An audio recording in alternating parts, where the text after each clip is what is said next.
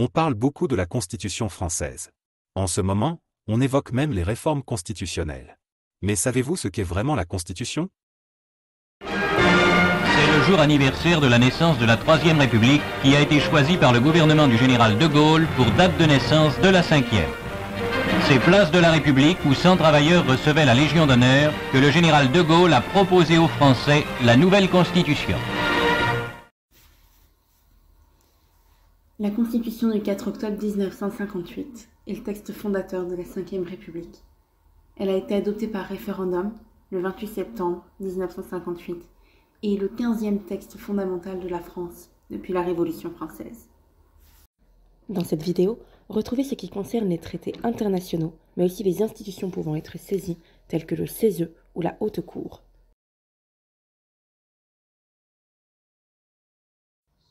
Titre 6.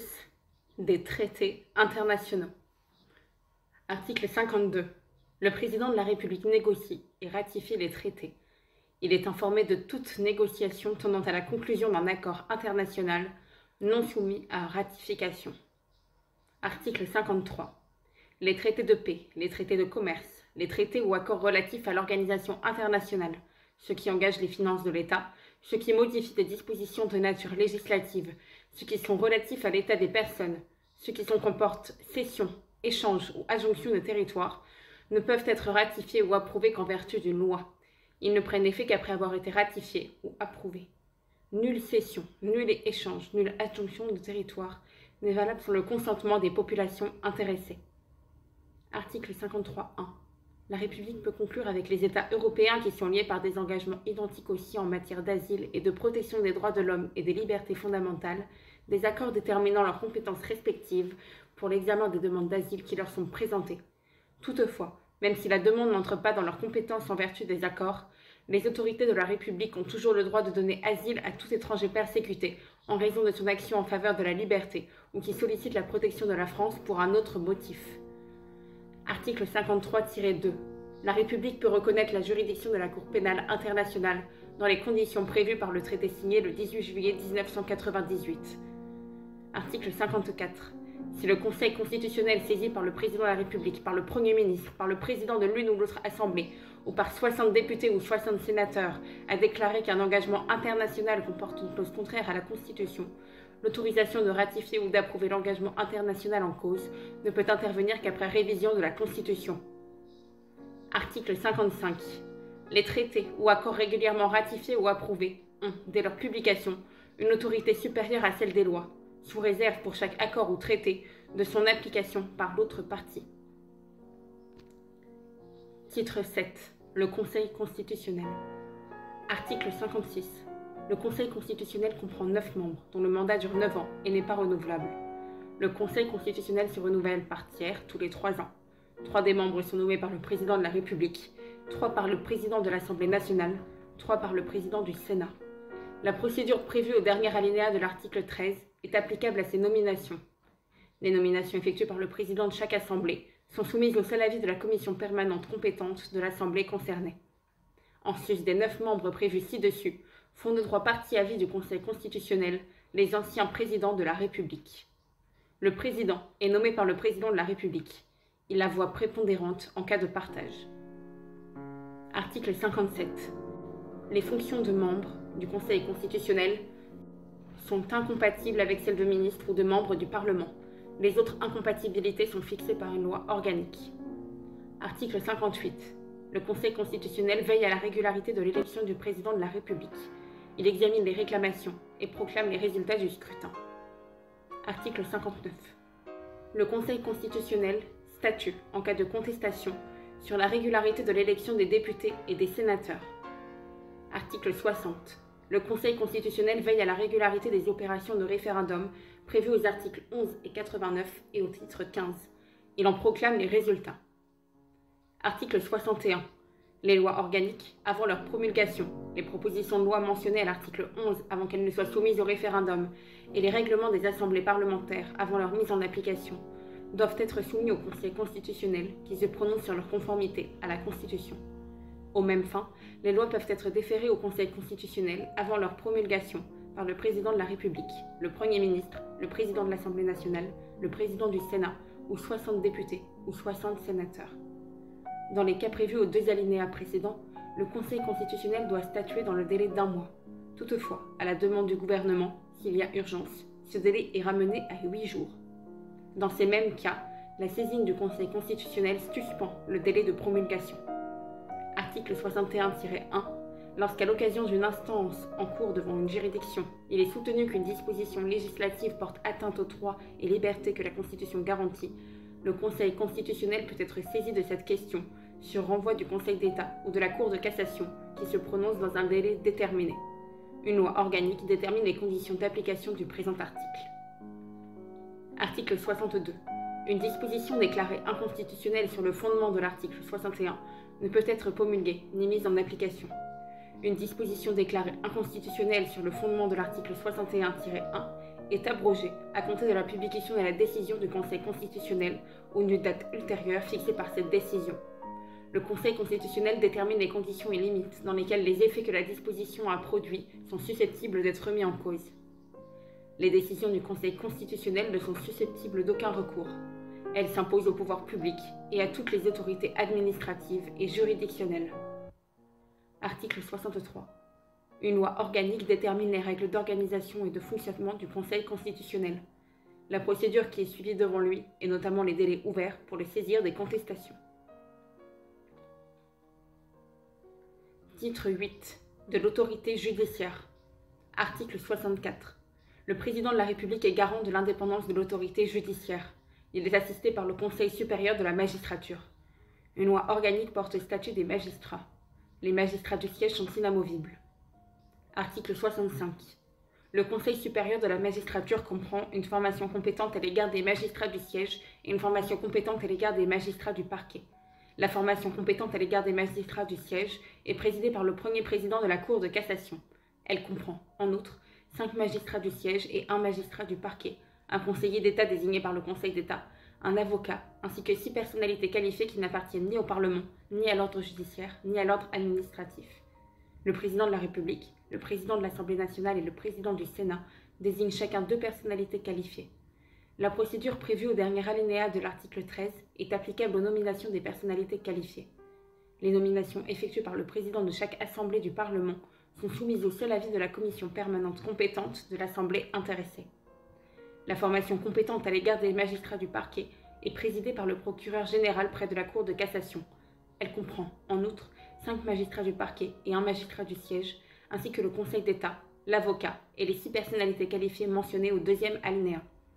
La formation du Conseil supérieur de la magistrature compétente à l'égard des magistrats du siège fait des propositions pour les nominations des magistrats du siège à la Cour de cassation, pour celle de premier président de cour d'appel et pour celle de président de tribunal de grande instance.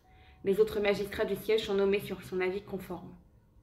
La formation du Conseil supérieur de la magistrature compétente à l'égard des magistrats du parquet donne son avis sur les nominations qui concernent les magistrats du parquet. La formation du Conseil supérieur de la magistrature compétente à l'égard des magistrats du siège statue comme conseil de discipline des magistrats du siège. Elle comprend alors, outre les membres visés au 2e alinéa, le magistrat du siège appartenant à la formation compétente à l'égard des magistrats du parquet. La formation du Conseil supérieur de la magistrature compétente à l'égard des magistrats du parquet donne son avis sur les sanctions disciplinaires qui les concernent. Elle comprend alors, outre les membres visés au 3e alinéa, le magistrat du parquet appartenant à la formation compétente à l'égard des magistrats du siège. Le Conseil supérieur de la magistrature se réunit en formation plénière pour répondre aux demandes d'avis formulées par le président de la République au titre de l'article 64. Il se prononce dans la même formation sur les questions relatives à la déontologie des magistrats, ainsi que sur toute question relative au fonctionnement de la justice, dont le saisit le ministre de la Justice. La formation plénière comprend 3 des 5 magistrats du siège mentionnés au 2e alinéa, 3 des 5 magistrats du parquet mentionnés au 3e alinéa, ainsi que le conseiller d'État, l'avocat et les 6 personnalités qualifiées mentionnées au 2e alinéa. Elle est présidée par le premier président de la Cour de cassation, que peut suppléer le procureur général près ses cours. Sauf en matière disciplinaire, le ministre de la Justice peut participer aux séances des formations du Conseil supérieur de la magistrature. Le Conseil supérieur de la magistrature peut être saisi par un justiciable dans les conditions fixées par une loi organique. La loi organique détermine les conditions d'application du présent article. Article 66. Nul ne peut être arbitrairement détenu. L'autorité judiciaire, gardienne de la liberté individuelle, assure le respect de ce principe dans les conditions prévues par la loi. Article 66-1. Nul ne peut être condamné à la peine de mort. Titre 9. La Haute Cour. Article 67. Le président de la République n'est pas responsable des actes accomplis en cette qualité, sous réserve des dispositions des articles 53-2 et 68. Il ne peut, durant son mandat et devant aucune juridiction ou autorité administrative française, être requis de témoigner, non plus que faire l'objet d'une action, d'un acte d'information, d'instruction ou de poursuite. Tout délai de prescription ou de forclusion est suspendu. Les instances et procédures auxquelles il est ainsi fait obstacle peuvent être reprises ou engagées contre lui à l'expiration d'un délai d'1 mois, suivant la cessation des fonctions. Article 68. Le président de la République ne peut être destitué qu'en cas de manquement à ses devoirs manifestement incompatibles avec l'exercice de son mandat. La destitution est prononcée par le Parlement, constitué en haute cour. La proposition de réunion de la haute cour, adoptée par une des assemblées du Parlement, est aussitôt transmise à l'autre, qui se prononce dans les 15 jours. La haute cour est présidée par le président de l'Assemblée nationale. Elle statue dans un délai d'1 mois à bulletin secret sur la destitution. Sa décision est d'effet immédiat. Les décisions prises en application du présent article sont à la majorité des 2/3 des membres composant l'Assemblée concernée ou la haute cour. Toute délégation de vote est interdite. Seuls sont recensés les votes favorables à la proposition de réunion de la haute cour ou à la destitution. Une loi organique fixe les conditions d'application du présent article. Titre 10. De la responsabilité pénale des membres du gouvernement. Article 68-1. Les membres du gouvernement sont pénalement responsables des actes accomplis dans l'exercice de leurs fonctions et qualifiés crimes ou délits au moment où ils ont été commis. Ils sont jugés par la Cour de justice de la République. La Cour de justice de la République est liée par la définition des crimes et délits ainsi que par la détermination des peines telles qu'elles résultent de la loi. Article 68-2. La Cour de justice de la République comprend 15 juges, 12 parlementaires élus, en leur sein et en nombre égal par l'Assemblée nationale et par le Sénat, après chaque renouvellement général ou partiel de ces assemblées, et 3 magistrats du siège à la Cour de cassation, dont l'un préside la Cour de justice de la République. Toute personne qui se prétend lésée par un crime ou un délit commis par un membre du gouvernement dans l'exercice de ses fonctions peut porter plainte auprès d'une commission des requêtes. Cette commission ordonne soit le classement de la procédure, soit sa transmission au procureur général près de la Cour de cassation, aux fins de saisine de la Cour de justice de la République.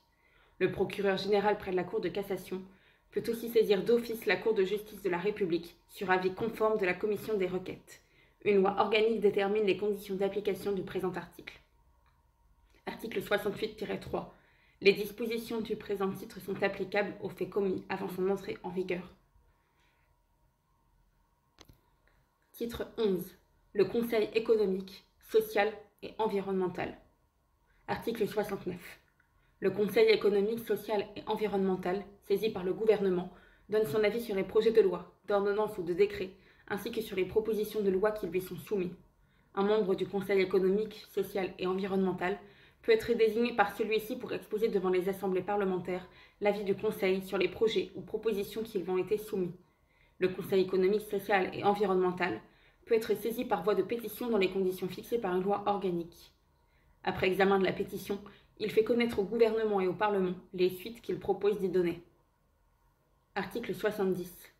Le Conseil économique, social et environnemental peut être consulté par le gouvernement et le Parlement sur tout problème de caractère économique, social ou environnemental. Le gouvernement peut également le consulter sur les projets de loi de programmation définissant les orientations pluriannuelles des finances publiques. Tout plan ou tout projet de loi de programmation à caractère économique, social ou environnemental lui est soumis pour avis. Article 71. La composition du Conseil économique, social et environnemental, dont le nombre de membres ne peut excéder 233, et ses règles de fonctionnement sont fixées par une loi organique. Titre 11 bis. Le défenseur des droits. Article 71-1. Le défenseur des droits veille au respect des droits et des libertés par les administrations de l'État, les collectivités territoriales, les établissements publics, ainsi que par tout organisme investi d'une mission de service public, ou à l'égard duquel la loi organique lui attribue des compétences. Il peut être saisi dans les conditions prévues par la loi organique par toute personne s'estimant lésée par le fonctionnement d'un service public ou d'un organisme visé au premier alinéa. Il peut se saisir d'office. La loi organique définit les attributions et les modalités d'intervention du défenseur des droits. Elle détermine les conditions dans lesquelles il peut être assisté par un collège pour l'exercice de certaines de ses attributions. Le défenseur des droits est nommé par le président de la République pour un mandat de 6 ans non renouvelable après application de la procédure prévue au dernier alinéa de l'article 13. Ces fonctions sont incompatibles avec celles de membres du gouvernement et de membres du Parlement.